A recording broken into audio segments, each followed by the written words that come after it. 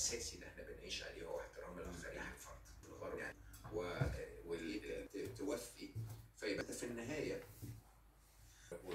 وزي ما تقول كده يعني، وان كان لما بنزقها، لكن ده فانت كنت ممكن جدا تبقى وما عندكش تأمين بتاع ده معاش، وما عندكش عارف ايه، بس شغال خالص، ما عندكش تأمين صحي تبقى شيك. تمام. الكويس في كل واحد فيهم مهم جدا للعالم، هي عكس المجتمع اللي الرأس الفرد هيؤدي. تمام. دي مش دايما حقيقة. يعني خلي بالك، مش بقول انسى عمل احدكم عملا لكن من غير ادخل فيها ربنا. ما كانش ليه انا دخلت شركه جوجل ليه؟ وكان الراجل المدير المسؤول بتاعي كان الماني، كان لسه جديد.